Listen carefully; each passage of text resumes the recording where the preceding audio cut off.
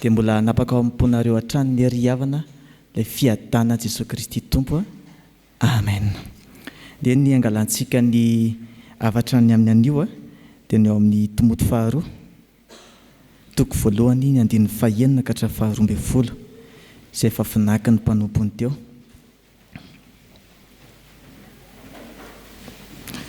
Timoty faharoa toko voalohany 9 ka hatramin'ny 12. Resitsika antsara ry havana. Ohatra hoe misy rano eto rano zava-pisotro mahafaty izany ilay izy. Dia misy olona anankiray avy tamevany tsy mahatsapa akory hoe misy zavatra mahafaty ity, fa tsika ireo ihany mahalala azy. Andeha hisotra an'iny iny olo iny, inona ny fiatsika ataontsika voalohany indrindra? Tonga dia hitabatabaka amintsika, tandremo mahafaty iny aza sotrony iny, tandremo fa tena mahafaty iny. Réaction normale avy aty amintsika zany mandeha ho azy zany, satria nahoana mitsinjo ny ain'olontsika, mieritreritra izay mahasoa ny olontsika.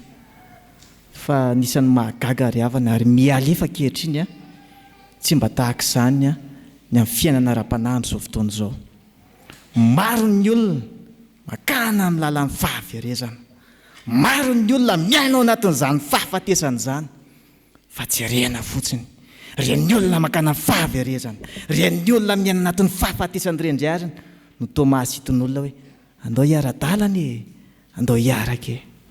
Fa ty Paoly apôstôly ty izay nanoratra an'ity epistily ty dia tena mahagaga ary fomba fisainana tsara lainy tahaka indrindra izany ry havana. Inona ny zavatra niseho tamin'izany? Tanam-pigadrana izy. Efa fanagadrana tsy voavoalohany io fa io no hoe araka ny mpandinika dia io no efa kelikely taoriana io dia hoe ho faty izy. Ho faty ty Paoly apôstôly ty ka nanoratra izy ho an'ny Timoty zanaka ara-panahiny. Dia nanoratra izy. Dia inona ny taratasy nalefany?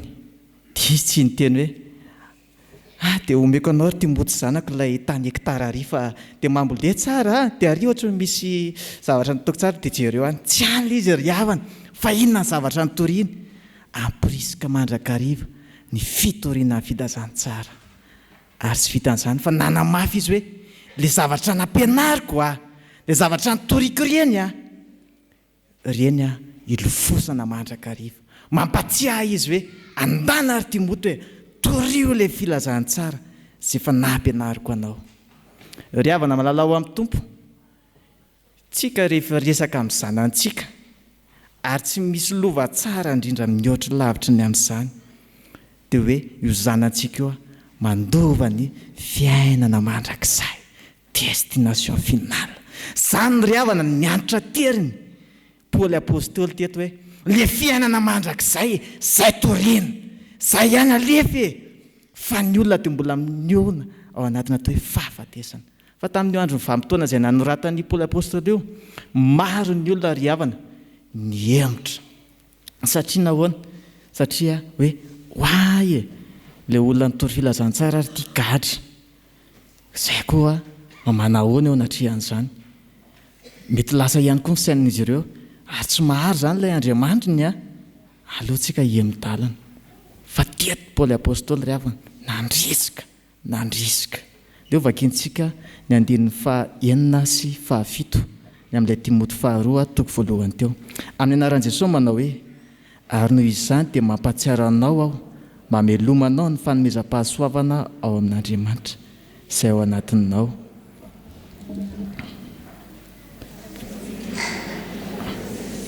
Fa fanamahery sy fitiavana ary fahonona ny tena. Ry havana malalao amin'ny Tompo, rehefa andeha hitory filazantsara tsika tsy vitanerintsika manokana izy io, fa mila ny fanahin'Andriamanitra isika, mila n'ilay fanahin'ny Tompo isika dia ny fanahy masina isika.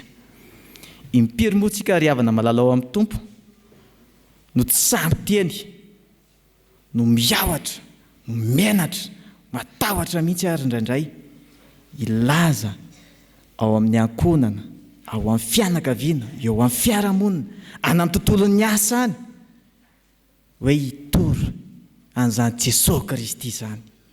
Ao mety tahotra hoe ianao koa monsieur pastera, ao mety fanenjehana hoe mety etahan'ny olona ianao hoe iny koa masina be fa tsy mitovy filinina aloha etaketahantsika iny. Matahotra tsika noho zany ry havana malala amin'ny tompo.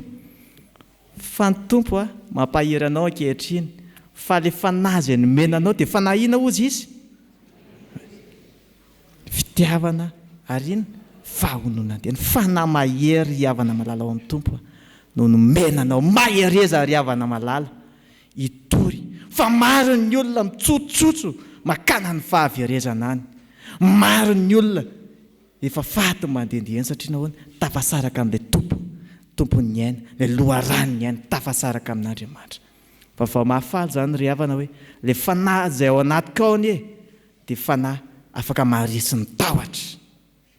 Torio ry havana filazantsara fa efa ho avy ilay tompo Andriamanitra eo an-drahony lanitra.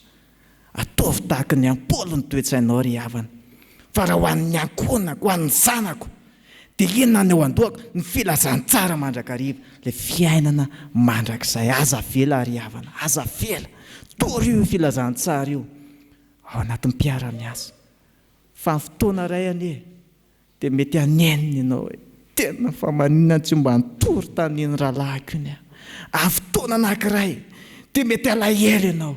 Ary misy ary amin'izao fotoana izao manontsy fanao ilay rahalahinao na fianakavianao dia malahelo ianao. Satria nahoana?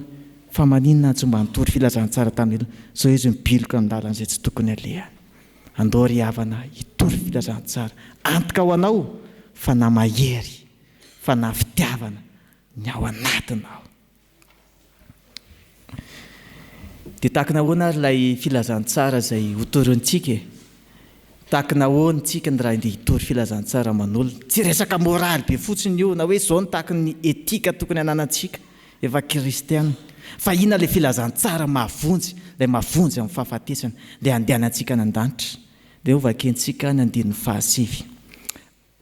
Amin'ny anaran'i Jesosy manao hoe izay namonjy antsika sy ny antso antsika tamin'ny fiantsoana masina, tsy araka ny asantsika fa araka ny fikasany sy ny fahasoavany izay nomena antsika tao amin'ny Kristy Jesosy atra ny fony fahagola. Amen. Be zany ry havana. Tahaka ny ahoana hono ilay endrika izany hoe famonjena izany, ilay filazantsara izany, atro ny fony fahagola io ry havana. Tsy famonjena natao petatoky io, taitaitra hoe aitraitra an'Andriamanitra hoe andeha vonjeko ity. Fa efa hatramin'ny fahagola dia tao anatin'Andriamanitra ilay fikasana hoe andeha hamonjy ny olombelona. Tsy famonjena aitraitra io fa famonjena atry ny fahagola. Famonjena no sainina tsara, napetrapetraka tsara io ry havana. Ary famonjena izay sitrahantsika rery ihany ao amin'ny Jesosy Kristy tompo. Ary zavatra nosain'Andriamanitra zany ilay tompo, ilay fiain'ny fahendrena indrindra, dia zavatra lafatra zany ry havana. Tia nambaran'ilay hoe zavatra lafatra tsy hanampiny zany ary tsy hanalany zany, fa complet. Tena hoe ao amin'ny Jesosy Kristy nazontsika famonjena. Raisiko amin'ilay hoe tsy hanampiana tsy hanalana, maro be ny olona amin'izao resaka fampianaran-diso. Ary tsy vitan'ny resaka fampianaran-diso fa zavatra hitantsika amin'ny fiarahamonina.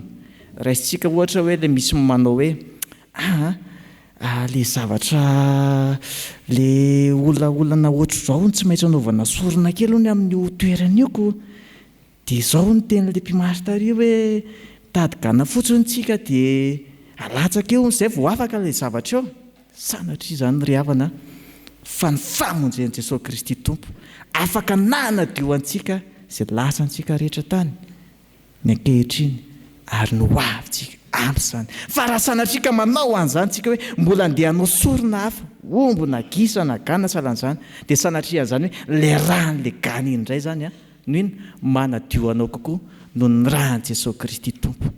Ary izay no atao hoe blasphème, izay no atao hoe manao tsinotsinona mitenin'ny ratsy an'i Jesosy Kristy rany ry havana. Fa andehantsika tena hoe iorina tanteraka amin'ilay tena hoe azo fijalena. Fa teo ny nanavotana antsika ry havana, teo ny nanolorantsika ny fahahotantsika rehetra ary nentin'i Jesosy Kristy Jaona Mpanobatisa raha nahitani Jesosy dia ahoana ozy izy? Indro ilay zanak'Andriamanitra izay manaitra ny fahotan'izao tontolo izao. Izy ilay mitondra ny fahotantsika rehetra ry havana, aza atokisana izany ary azo inoana tanteraka. Izay ilay filazantsara izany, tsy misy olona afaka mamonjy ny tenany. Ary ilay andin'ny fahasiby teo miteny hoe tsy araka ny asantsika, tsy hoe andeha hiasa mafy be mihitsy ho an'izany Jesosy izany dia avitra tsara be ny asa ary apresiantsika amin'izany, fa tsy ny mahavitra ry havana fa ny finoana ao amin'i Jesosy Kristy irery ihany. Fa izao nefa amin'ity perikôpantsika ity ihany dia mampiseho miharihary ihany koa fa tsy mora ilay mitory filazantsara. Tsy afenina aminareo izany fa ny ainan'ny Paoly apôstôly izany ary hotoriana eto. Dia vakiantsika ny 2:12 ry havana. Amin'ny anaran'i Jesosy manao hoe: ary noho izany koa no hiaretako izao zavatra izao, ka tsy menatra aho satria fantatra izay henoko, ary matoky aho fa izy dia mahatahiry izay zavatra natolotra azy mandra-piavana izay andro izay. Ary amin'ny voalohany indrindra dia hoe: ary noho izany koa no hiaretako izao zavatra izao. Hiaretako amin'ny teny vahiny io ry havana dia hoe je souffre ozy izy. Tena hoe misofra mihitsy izy ary tsapany izany. Tsy afenina amin'ny kristianina izany ry havana, fa misy ilay hoe fiombonana fahoriana, fiombonana ny azo fijaliana amin'ny Jesosy Kristy Tompo.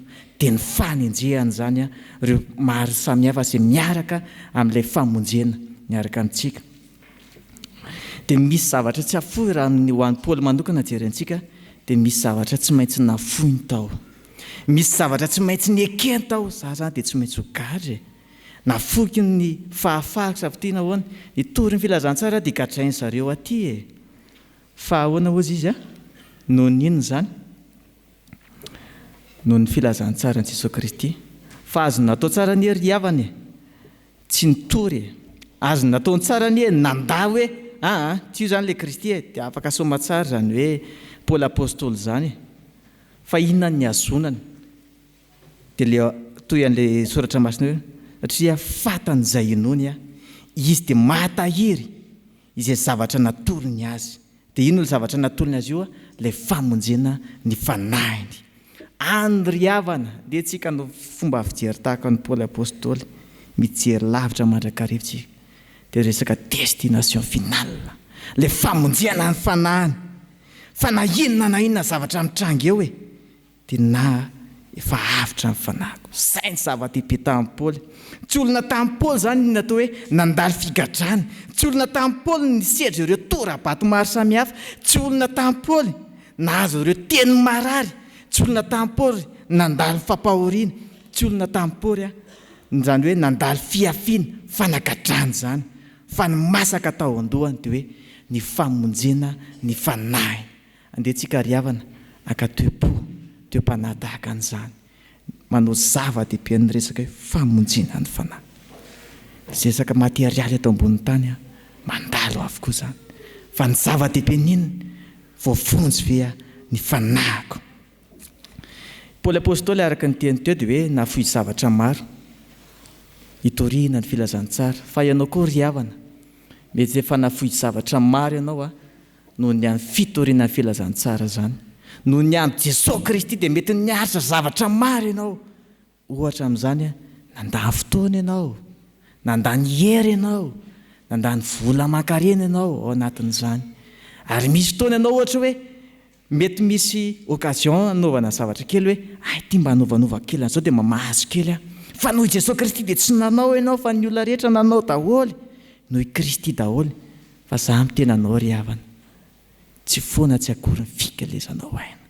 Mitena anao ry havana fa reny zavatra very tsy very eny fa investissement ho an'ny fanjakan'ny lanitra izany. Ary izany nataon'ity Paoly apôstôly ity. Rehefa mandany hery ianao, mandany fotoana ianao, mandany vola aman-karena ianao noho ny amin'ny Jesosy Kristy Tompo ry havana, investissement ho an'an-danitra izany.